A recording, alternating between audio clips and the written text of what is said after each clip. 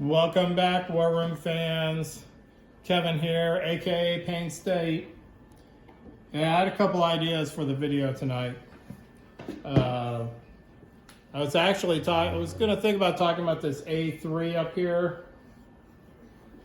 This rally point for the Allies, because I think that's a puzzle that the Axis are going to have to unravel. I think that's going to be a big thing. But I was thinking about it today, and I watched Moffett Field's videos. He's got two out about basically Germany almost winning the war. Okay? There's another guy out there, Jeff. His YouTube handle's Jeff, which I find very enjoyable from a humorous standpoint, that it's Jeff. I'll get those links down there so you guys can get on these channels if you haven't, because they have some really good videos. Okay. One of the things I also found in my personal group, we've played the Global now twice, and it always seems to come down on turn 4, turn 5, right here in Bryansk. Okay. Now, say it ain't so, but I actually have units on the map instead of just the map. Okay. Now, I didn't put all the units underneath there because what I'm going to discuss really, it's not about the units. It's just about the command stacks. And a thing I've noticed that's a common thread in all these videos, okay? So I'm going to take this slow because I really think this is a big step that everybody has to kind of come to grips with, okay? It's so much different than playing Global 40 or any other World War II, like World in Flames or anything, okay? The way the map sets up, we're just going to do the Russian front. It applies to all the fronts, but I just want to focus in here because this seems to be like a really big point right now of emphasis in the game. Is this idea that there's a one-turn delay, okay? Because the game starts out like this, but you can't produce till the end of the first turn, okay? So let's just say Germany produces some units here, some units here, and Russia, it starts stacking up the homeland in Moscow, okay? Let's just say that's your first turn production, okay? Let's say both sides take a very conservative opening turn. No one's attacking, we're just reinforcing, okay? So we go the 33rd to the G6. We go, I want to use my command stack because I think it's cool. The 56 comes up here into G7. And the 48th comes up here into 22, okay? So a very conservative opening move, okay? Now notice we still have these fighters back here. That's a whole other discussion that I want to come up with on how to properly use these fighters, because I still think we're thinking of this game more like Global 40, and we're not properly utilizing these fighters, and I'm going to expand on that idea in a video coming up. But let's just say you push the 14th up here, the 11th up here, okay, to help defend. 13th comes back here to Greater Germany to defend against strat bombing, okay? Let's just say up here in Finland and Norway, Germany pretty much will stay status quo. Now over here in Russia, on the first turn, they come down here. Let's just say they push into here, okay? So they push into here. I think this is a pretty common, like let's say the 11th comes over here, okay? So basically we're double stacking the front on both sides, okay? Now, I think the issue coming up is because that's the end of turn 1, okay? Remember, these reinforcements, whatever they are, we're just gonna assume they're Lingen units. They're not coming out until the end of this next round, okay? So there's going to be a delay, okay? So if you choose, during the order phase, if something goes haywire where, let's say Germany overwhelms Leningrad up here, okay?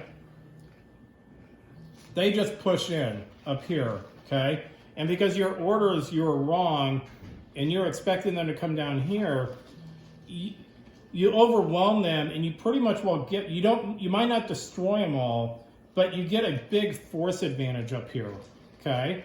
So then on the second turn, at the end of the second turn, these guys pop, okay? So these guys are actually on the map, and I'm just gonna move them up here because I don't wanna put command stats, okay? Then you have your second turn of builds, and let's just say you build like this again, okay? So what ends up happening here is because of this delay, you know, these guys can't rail in, they can only move one. So they most likely will move here. Germany will blow this up, okay? This will be gone, these planes will fly away if there's any left. And then Germany most likely will be left like one command stack up here, okay? Now we're left with this scenario where these guys move in, these guys could have the option to just move the Baltic states or rail up into here, okay? Depending on how Russia does it. Now, you look at the map, the reinforcements from Russia are getting up to the key territory of Bryansk faster than the Germans can, okay? So what ends up happening is like on turn 3, the Germans look at it like this. They go, well, we got 2 down here. I'd like to take the Caucasus because there's 2 oil, okay?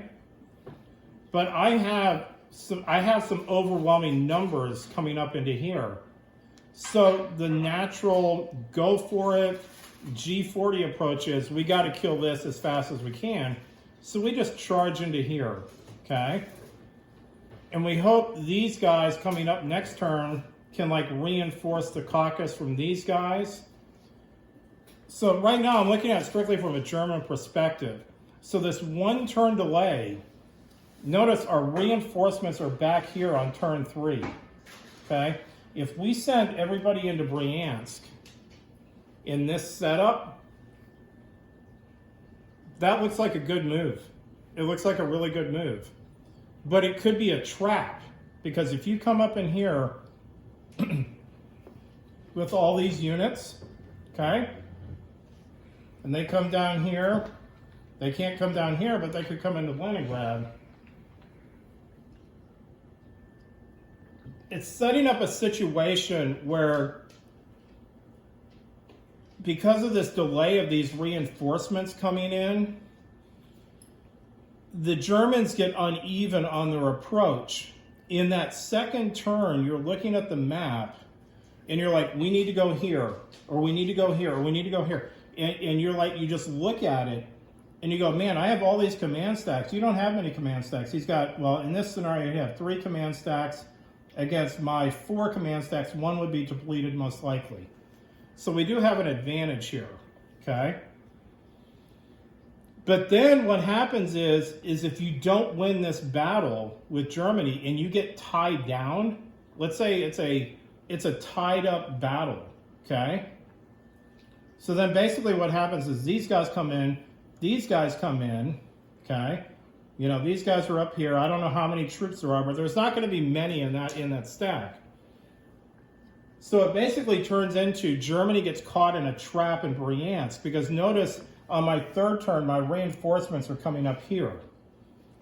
They've already gotten, basically, Russia's already gotten one of their reinforcement stacks in, okay? Actually, I take that back. This one's here. So you both got 1 reinforcement stack. They're coming in with another one. That delay causes problems for Germany because the Russians will be able to double up on them if you don't just like eliminate the stack, okay? If you just don't wipe it off the map and you get tied down here, well then the Russians, they're gonna have all these command stacks just lingering on the periphery, and they're gonna tie down these guys. Because remember, your reinforcements down here, one of the things about War Room is attrition is a huge part of this game, okay? Your initial stacks, if you just start duking it out on turn 1 or turn 2 with Russia and Germany, it is more than likely your initial stacks on this front are gonna get depleted anywhere from 60 to 80%, okay? So you have to be cautious when you engage in combat at the very beginning, because these stacks coming up in reserve, I mean, because of the way production is, you might only have like 3 land units here. You might have only built 4 land units here. You haven't even really built maybe an air unit here or there. You know, maybe a naval unit if you wanted to get crazy with Germany. So the amount of reinforcements coming in are never going to equal your initial attack. So when it attack in the amount of units you have. So you need to be very cautious in these first two turns, okay? The same thing goes with Russia, okay? Notice Germany starts closer to Moscow than basically Russia starts to Germany. Although technically Leningrad is just Baltic states to here. But the strength of the Germans, you have to respect that zone, okay, if you're the Russian. You can't just come in here and expect to sashay into the Baltic states and put the pressure right on Greater Germany. You got to deal with this, okay? So what I'm getting at here is that this delay, everything in this game I've come to the conclusion is on a delay. Everything seems to be on a one-turn delay, like an invasion fleet in M1 to take out Italy. They move from M1 to M2, but then they got to wait the next turn to come into Italy, okay? It's not like global where if you have all your guys down here in C-Zone 91 and Italy's caught with their pants down, you just slide in here and invade. Everything's on a delay, okay, when it comes to attacking. Production's on a delay. It's on a one-turn delay. So you got to constantly be thinking one turn ahead. When I'm advancing, do I have guys right behind the advancing units? Because if you come up into here and you don't have many land units here to support these attacks, unless you're getting overwhelming odds where you like go into a territory and just obliterate it, and you get tied down and you don't have follow-up units to either reinforce it or to continue the attack forward, you're in no man's land. I mean, you are in a tough spot, okay? The other thing that starts happening is then once they get a little bit of numerical advantage, let's say you go, oops, I'm in trouble here, and let's say they got a unit here, okay? They got 2 units here, and they go, well, we need to get back to Moscow. Well, if you have enough units here, then you can tie these guys down, or at least some of them, so then they can't respond to Moscow. So that's where the whole pinning concept comes in. So you have to always be thinking almost like one turn ahead before you decide, oh, we're going into the Ukraine, we're bringing it in. You start writing your orders. You have to be thinking about what's going to happen after that turn, because the chances are you're not going to blow the Ukraine up in one turn. You're going to be in a pinned fight, protracted fight.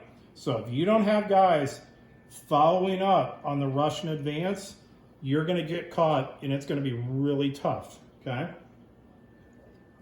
It's the same thing with like the Americans coming over here to A3, which we'll have another video about, okay?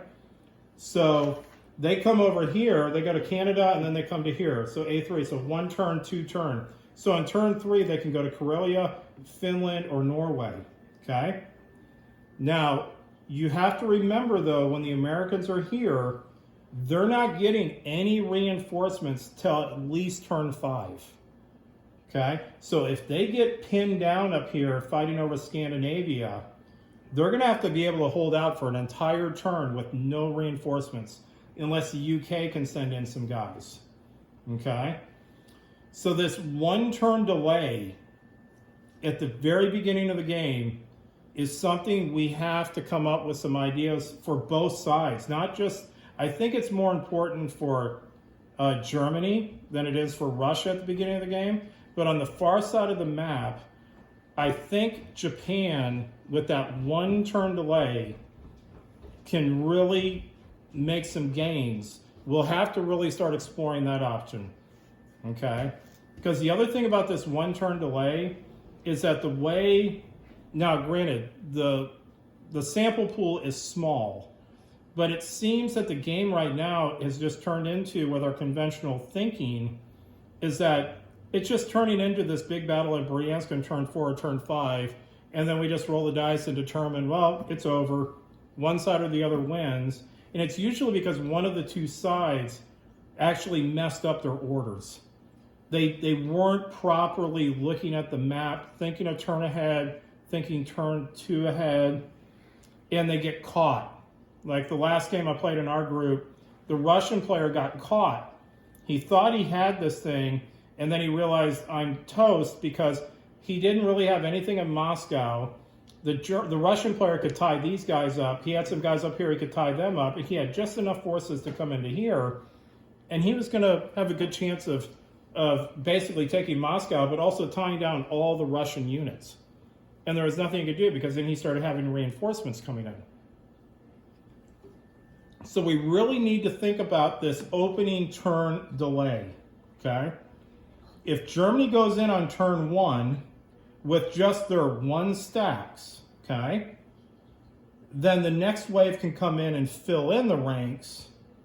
And then on turn 3, we have reinforcements come in who can follow up that attack. So it's more of a consistent wave, okay? Maybe part of this game is we have to get out of the mentality of just stacking his guys as high as we can until we get, when we look at a map, go, oh, well, I got 4 command stacks. I got 24 units. He's got 2 command stacks of 16. That's good. Let's go.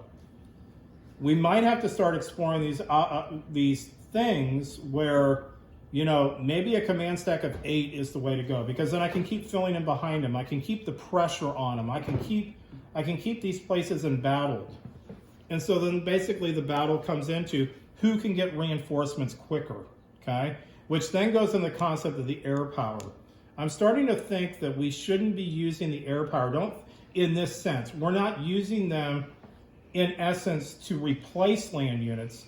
We're using the air units to help the land units gain farther. And what I mean by that is, instead of sending our air units in this land combat, let's just say we have these 2 stacks over here, and we have these, this is basically 4 fighters. Why don't we send those 4 fighters in here to attack these guys? Start harassing the reinforcements coming up. If we have bombers, like over here on the 13th, why aren't we sending them when guys are coming in and we think the Russians are going to be sending all their air power to here? Send their air power, send their bomber up here, blow up this rail line, send it into Moscow. Keep their fighters guessing on where your fighters are going. I'm not saying every time you don't use them to augment your land power, but make it so that the air power on the other side is very defensive. They don't know, because every time you come into attack, it seems your air power is going into other places, shooting stuff, killing stuff on the ground. Maybe if you got bombers, they're hitting these factories, they're hitting these rail lines behind me, because I'm sending all my power to try to augment my land units. So that's just a brief discussion of a video I have on these air units, because I've been thinking about how I've used them in this game, and I think I'm using them completely wrong. I think because of how air units work, they're the most versatile units you have on the board. They can strike at places that if they're not watching what you're doing, they can like strike. Let's say in the Caucasus, they have a command stack down here. Oh, for whatever reason, they have a command stack with only 4 infantry. Why aren't we sending our planes in here to go attack them? Okay? Let this Battle of Bryansk battle it out, because I just look at the stacks and I go, at the end of this, no matter how it breaks down, it's going to be a contested stack. Okay? These planes aren't going to tip the balance. But if I take out this guy, then maybe these reinforcements come in, have an easy sachet into the Caucasus. These guys come up to reinforce. These guys are either reinforcing Leningrad or contesting it.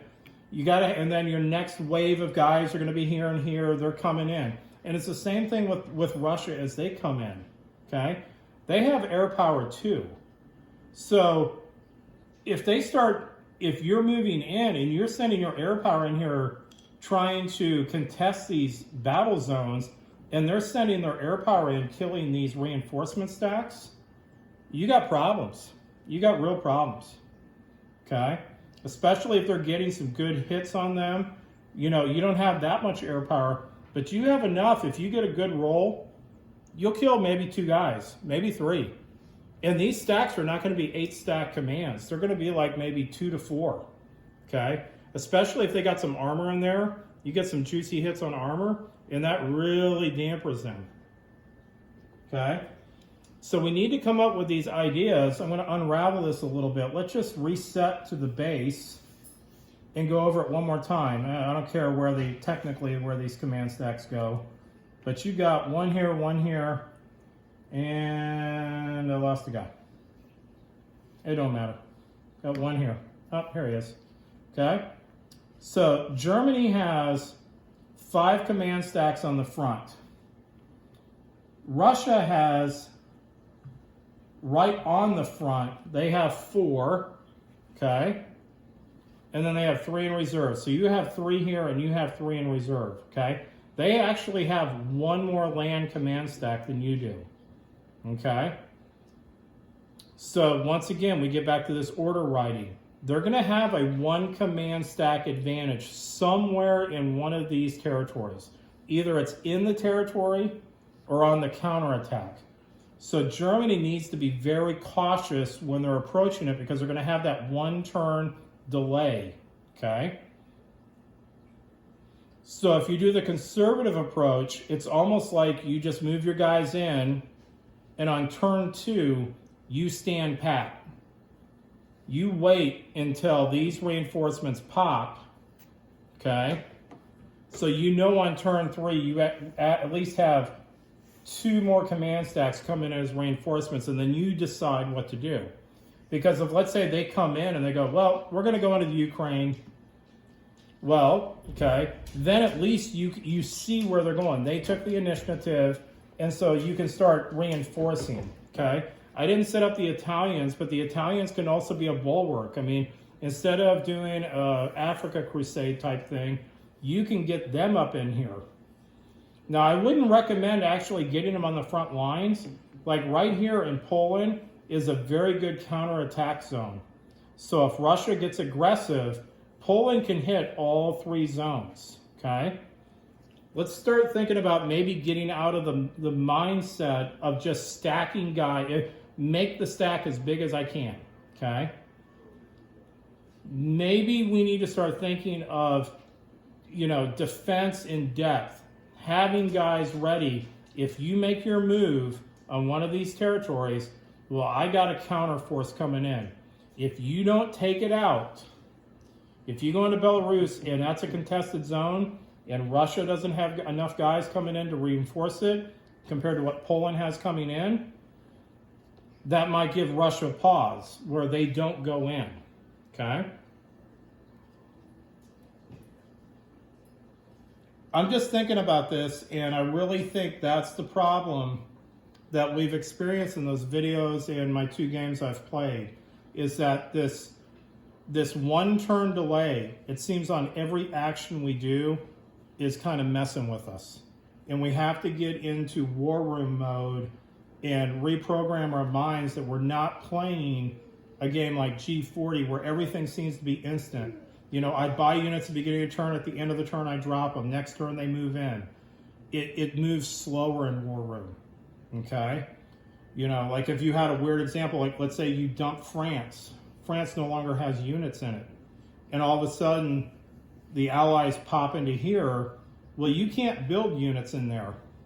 They won't arrive in time. You're going to have to get units in here that you currently have on the map using some of your commands. Well, what happens if, I can only afford 1 guy sitting over here to come over to defend France, but he only has 3 units in it? You're kind of toast because you got caught behind the 8 ball of this 1 turn delay. You got to always be thinking 1 turn ahead of your actions, okay? It's a lot of mental exercise I've determined in War Room. You have to be constantly thinking not of what I'm going to do this turn, but what's going to happen next turn, and keeping an eye on your opponent, which goes into order writing and also this idea that you only have 9 commands, okay? The other thing about Global 40 was during your turn, you could look at every single piece you had on the board. And just like a chess piece, you could pick it up and go, what am I going to do with it? You could make a decision for every single unit you had to put them in the best spot. In War Room, you don't. You have to make sure your 9 commands are spot on and they have a purpose. You're just not moving a unit to, I don't know what I'm going to do with the 72nd. Let's move over here to France just for the heck of it. You don't have that luxury in War Room. Every move has to have a purpose, a bigger plan for the next turn, and you always have to keep thinking forward, okay? So I think this one turn delay concept I'm throwing out here, because of the way production works, is a puzzle, and we're gonna have to work it out. We're gonna have to talk on the forums. We're gonna have to start coming up with some ideas on, not just for Germany and Russia, but how all the other countries are gonna have to deal with it, because everybody deals with it in their own way. This delay, where I don't have reinforcements coming in, okay? So let's start talking about that delay on the forums. Let's start having a chat. And I'm going to revisit this. Next time I set it up, I might actually have pieces underneath here. I know, I actually have the game, guys. I just don't have a map and some little tokens here. And we'll go from there. And then, you know, we need to expand on it. We're just going through some ideas here. Right now, we're really Eurocentric right now, because it really is the focus of any World War II game.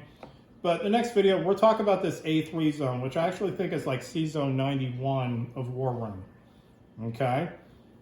And then let's maybe start expanding our discussions. You know, I really want to have a discussion about these air units, because I don't think we're using them properly. At least I don't think I am, because I think I'm too singularly focused on how the air should work, because I think they have a different layer to them that I'm missing.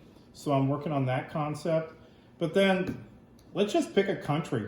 Let's just start doing a little bit of strategizing on some of these countries and start building on these concepts I've been laying out, because I do think they're all layered. They're all bundled together. You have to get a foundation of how the game works. And then once we get good at the foundation, then we start building up on our strategies. And then off we go from there. So thanks for watching, guys. Check you later. Bye.